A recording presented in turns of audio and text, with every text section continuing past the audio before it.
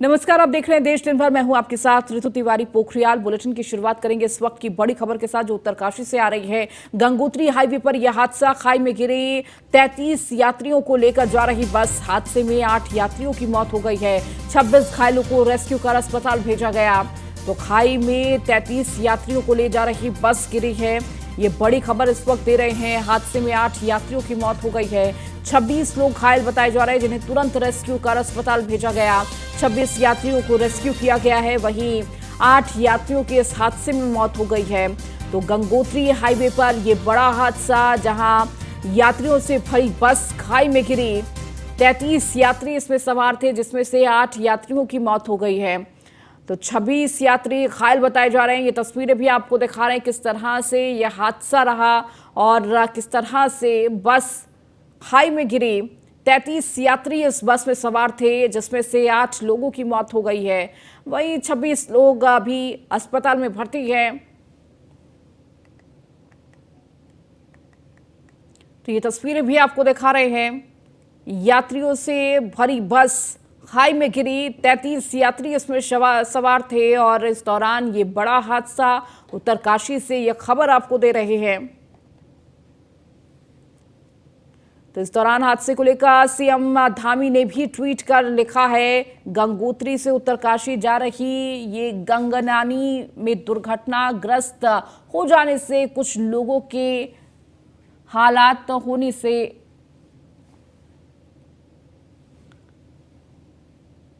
तो पीड़ादायक समाचार प्राप्त हुआ। इस पर शोक व्यक्त किया। तो 8 यात्रियों की इस हादसे में मौत हो गई है। तो ये तस्वीरें आपको लगातार एक्सक्लूसिव दिखा रहे हैं किस तरह से यह हादसा, जहां 26 घायलों को तुरंत रेस्क्यू कर अस्पताल भेजा गया। गंगोत्री हाईवे पर यह हादसा हुआ। यात्रियों से भरी बस खाई में गिरी। 33 यात्री इसमें सवार थे।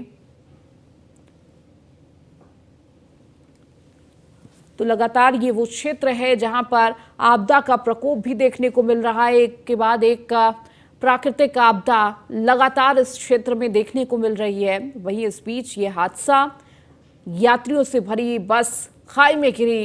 इस दौरान 8 यात्रियों की मौत हो गई है। वहीं 26 घायल बताए जा रहे हैं, जिन्हें तुरंत रेस्क्यू कर अस्पताल में भर्ती कराया गया, जहां उनका इलाज जारी है।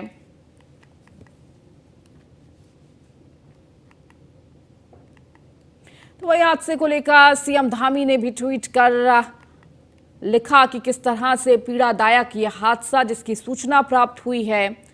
जो लोग घायल हैं उनके जल्द ठीक होने की कामना की और जिनकी इस हादसे में मृत्यु हो गई उनके लिए शोक व्यक्त किया।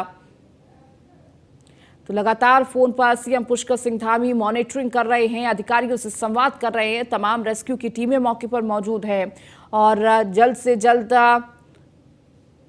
सभी के स्वस्थ होने की कामना की है। तो सीएम पुष्कर सिंह धामी लगातार फोन के माध्यम से अधिकारियों से संवाद कर रहे हैं। तो ये ट्वीट भी आपको दिखा रहे हैं। हादसे को लेकर सीएम धामी ने क्या कुछ ट्वीट किया है वो आपको दिखा रहे हैं। तो इस हादसे को लेकर उन्होंने लिखा कि किस तरह से पीड़ादायक समाचार प्राप्त हुआ। प्रशासन को त्वरित रूप से राहत और बचाव कार्य से संबंधित करने एवं घायलों को उपचार के लिए उचित व्यवस्था सुनिश्चित करते हेतु निर्देशित किया गया है। तो ईश्वर दिवंगत आत्माओं को श्री चरणों में स्थान एवं शोकाकुल परिवार को यह कष्ट सहने की शक्ति प्रदान करे। सभी घायलों के शीघ्र स्वस्थ और लाभ की कामना करता हूँ। तो ये ट्वीट किया है सीएम पुष्कर सिंह धामी ने। तो गंगोत्री हाईवे पर यह हादसा, जहां 33 यात्रियों को ले जा रही बस खाई में गिर गई।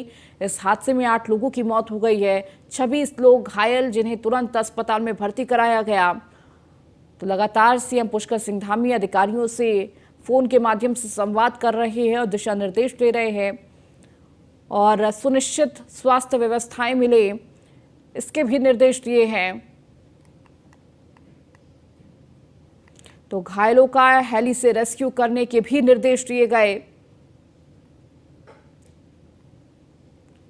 तो हादसे पर सीएम धामी ने प्रभारी मंत्रियों से बातचीत की है, अधिकारियों से भी बात कर रहे हैं। प्रभारी मंत्री प्रेमचंद अग्रवाल को मॉनिटरिंग के निर्देश दिए हैं।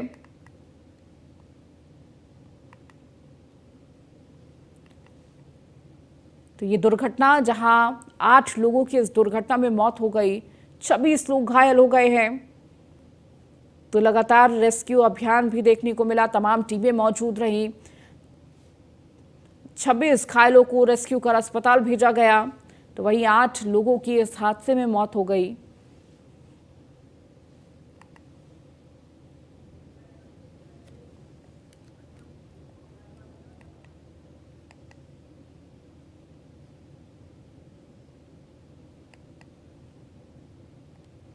ये तस्वीरें भी आपको दिखा रहे हैं किस तरह से रेस्क्यू किया गया और 26 लोगों को रेस्क्यू कर अस्पताल भेजा गया।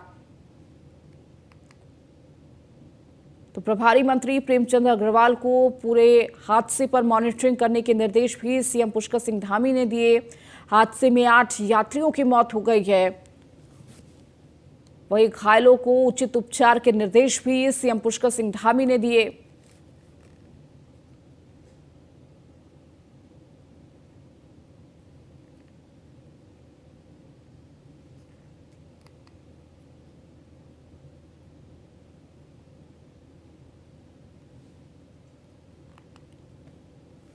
तो उत्तरकाशी में ये बड़ा हादसा, जहां 33 यात्रियों को ले जा रही बस खाई में गिरी और इस दौरान 8 लोगों की इस हादसे में मौत हो गई है। 26 लोग घायल हुए हैं, जिन्हें तुरंत अस्पताल में भर्ती कराया गया।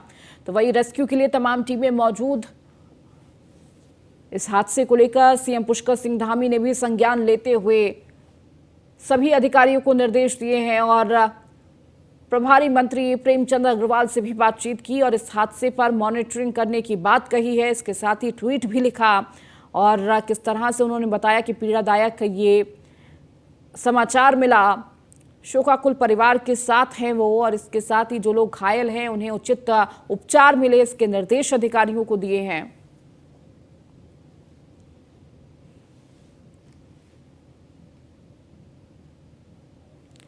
तो आपको ये भी दिखा रहे हैं किस तरह से हेल्पलाइन नंबर भी जारी की गई। इस हादसे में जो लोग घायल हुए हैं उनसे संपर्क और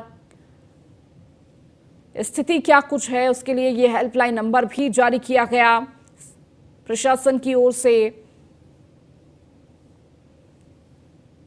तो ये हेल्पलाइन नंबर, आपको टोल फ्री नंबर जारी किया गया है, किस तरह से संपर्क कर सकते हैं।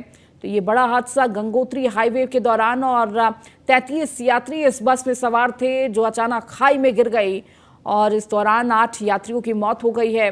लगातार हेल्पलाइन नंबर भी प्रशासन के द्वारा जारी किया गया है, ताकि जो यात्री इस बस में मौजूद थे, उनके परिजन इस हेल्पलाइन नंबर के माध्यम से उनसे संपर्क कर सके।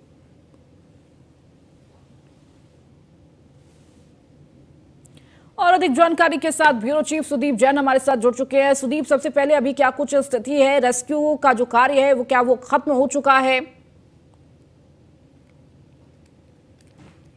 कंप्लीट हो चुका है और मृतकों की संख्या 7 से बढ़कर 8 हुई है। हालांकि आधिकारिक पुष्टि होना अभी बाकी है।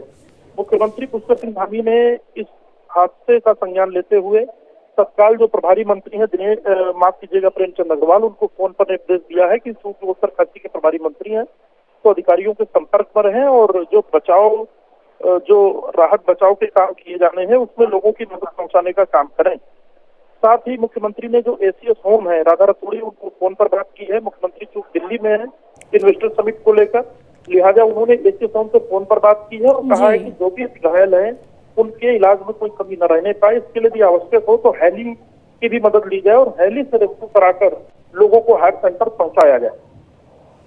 बिल्कुल सुदीप, और देखिए जो लोग अभी घायल हैं उनकी क्या कुछ स्थिति बताई जा रही है? जी, घायलों में जो एक अति घायल थे, जो गंभीर घायल थे, उनका एक निधन हुआ है जो अभी तक जानकारी है। क्योंकि उत्तरकाशी में जो मौके पे अफसर हैं उनमें से बहुत से लोगों से बात भी नहीं हो पा रही है, संपर्क नहीं हो पा रहा है। तो जो अन्य जो घायल थे उनको इलाज के लिए अस्पताल भेजा गया है, जहाँ उनका उपचार चल रहा है। चिकित्सकों की राय के आधार पर ही आगे की कार्रवाई, यानी उनको हेल्थ सेंटर भेजना है या वहीं इलाज होना है, इस पर निर्णय प्रशासन लेगा। बिल्कुल सुदीप, सुदीप इसके साथ ही साथ किस तरह से यह हादसा हुआ है, क्या इसकी कुछ जानकारी साफ हो पाई है? लगातार ये वो जगह भी है जहां पर लगातार प्राकृतिक आपदाएं भी हम देखते रहे हैं, क्योंकि मौसम की स्थिति भी ऐसी है। ये देखिए उत्तरकाशी के जो गंगानी क्षेत्र है, जहाँ ये 50 मीटर खाई में गिरी है, इस क्षेत्र में अभी करीब 1 माह पहले भी अतिवृष्टि हुई थी। तेज बारिश आने से, बादल फटने जैसी घटना होने से काफी नुकसान हुआ था। और ये जो क्षेत्र है, ये बीते दिनों से काफी प्रभावित चल रहा है। जी। अभी तक बस गिरने की सही वजह क्या है, साफ नहीं हो सका है। 50 मीटर खाई में बस गिरी है, और चूंकि 50 मीटर बहुत अधिक नहीं हुआ, परंतु पहाड़ की खाई सीधी होती है सामान्य तौर पर, और बचने की संभावनाएं लोगों की कम होती है। परंतु ये बहुत राहत की बात है कि बस में करीब 33 लोग सवार बताए जा रहे हैं और मृत्यु की संख्या भी 8 है। तो ये प्रशासन की, सरकार की कहीं ना कहीं एक तत्परता भी कहेंगे, जो बहुत जल्दी रेस्क्यू अभियान शुरू करके लोगों को सकुशल बचाया गया। हालांकि दुखद घटना ये भी है कि 8 लोगों की मौत हुई है। ठीक है, बहुत शुक्रिया सुदीप इस जानकारी को देने के लिए। तो इस हादसे में 8 लोगों की मौत हो चुकी है, 26 घायल हैं, जिन्हें तुरंत रेस्क्यू कर अस्पताल में भर्ती किया गया है। गृह मंत्री अमित शाह के कुशाभाऊ ठाकरे सभागार में आयोजित ग्रामीण कल्याण महाअभियान का शुभारंभ एवं रिपोर्ट कार्ड का विमोचन किया। इस कार्यक्रम के अवसर पर सीएम शिवराज ने अमित शाह को पुष्पगुच्छ भेंट कर स्वागत किया। इस मौके पर अमित शाह ने कहा कि 15 महीने की कमलनाथ सरकार ने प्रधानमंत्री नरेंद्र मोदी और शिवराज सिंह चौहान की गरीब कल्याण योजना को बंद कर दिया या फिर उन योजनाओं का पोषण न करके लंगड़ी करने का काम किया है। वहीं उन्हें अपने 15 महीने की सरकार का हिसाब जनता को देना चाहिए। आज जो लोग दावे कर रहे हैं, उनको सबसे पहले ये 53 साल का विकास का हिसाब देश की जनता के सामने, मध्य प्रदेश की जनता के सामने रखना चाहिए। कांग्रेस के शासन में 53 साल में मध्य प्रदेश को क्या बिरूद मिला? तो एक बीमारू राज्य का बिरूद मिला। 1980 के दशक में एक जाने माने आर्थिक विश्लेषक श्री आशीष बोस ने राजीव गांधी जी को एक पेपर प्रस्तुत किया था। उन्होंने इसमें बीमारू शब्द का प्रयोग किया था, और बीमारू शब्द का प्रयोग किया था उस उद्देश्य से किया था कि पूरे देश की ग्रोथ रेट को, विकास दर को अगर कोई 4 राज्य नीचे ला रहे हैं तो ये बीमारू राज्य ला रहे हैं। और बीमारू राज्य का शब्द प्रयोग 4 राज्यों के पहले अक्षर से लिया गया था। बिहार, संयुक्त मध्य प्रदेश जो आज का मध्य प्रदेश और छत्तीसगढ़ है, राजस्थान और उत्तर प्रदेश।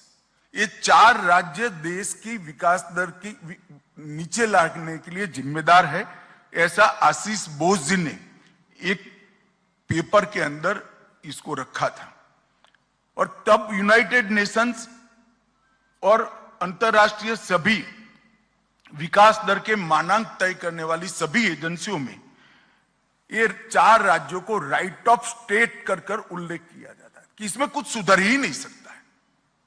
ये 4 राज्य राइट ऑफ स्टेट माने जाते हैं, और वो सभी सर्वेक्षणों ने भी ये बीमारू राज्य को भारत के ग्रोथ की बाधा के रूप में वर्णित किया गया। महाराष्ट्र में किसी न किसी वजह से सियासी हलचल लगातार बनी रहती है। अब राष्ट्रवादी कांग्रेस पार्टी के प्रमुख शरद पवार के राइट हैंड कहे जाने वाले फाइनेंसर के ठिकानों पर प्रवर्तन निदेशालय की ओर से रेड डाली गई। ईडी की ओर से पिछले 3 दिनों में एनसीपी के पूर्व सांसद के कई ठिकानों पर कार्रवाई की जा रही है। एनसीपी के प्रमुख शरद पवार के बेहद करीबी और उनके फाइनेंस एनसीपी के राज्यसभा के पूर्व सांसद ईश्वरलाल जैन के स्वामित्व वाली आरएल ज्वेलर्स पर ईडी ने आज तीसरे दिन भी रेड डाली। ईडी जैन ने मुंबई, नासिक और जलगांव स्थित ठिकानों पर रेड कर रही है। ईडी की रडार पर जैन की 6 कंपनियां हैं। जैन एजेंसी ईडी ने सबसे पहले गुरुवार की आधी रात को ईश्वरलाल जैन के घर और ऑफिस में एक साथ रेड डाली थी, जिसकी जानकारी कल शुक्रवार शाम को बाहर आई। जैन जलगांव सराफा बाजार स्थित आरएल ज्वेलर्स फर्म के मालिक हैं और राजनीति में भी कामयाब रहे। वह राज्यसभा के पूर्व सांसद रह चुके हैं।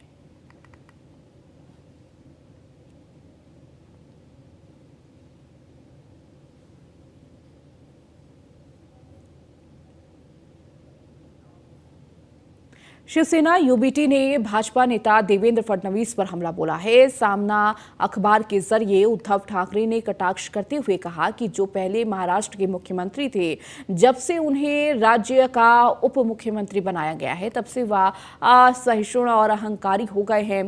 दरअसल शिवसेना यूबीटी ने अपने मुखपत्र सामना के संपादकीय में दावा किया कि फडणवीस पहले एक सहिष्णु व्यक्ति थे, लेकिन अब मुख्यमंत्री बनाए जाने के बाद उनकी हताशा के कारण वह असहिष्णु और अहंकारी हो गए हैं। हालांकि सत्तारूढ़ भाजपा ने मराठी दैनिक के संपादकीय अंश में इस्तेमाल की गई भाषा पर आपत्ति जताई, जिनके संपादन सेना यूबीटी प्रमुख उद्धव ठाकरे हैं, जबकि कार्यकारी संपादक पार्टी के राज्यसभा सदस्य संजय राउत हैं। महाराष्ट्र भाजपा प्रमुख चंद्रशेखर बावनकुले ने कहा कि राजनीतिक विरोधियों की आलोचना करते समय मर्यादा बनाए रखनी चाहिए। उन्होंने सामना के खिलाफ शिकायत दर्ज करने की भी चेतावनी दी है और कहा है कि उनकी कटुता को रोकने की जरूरत है।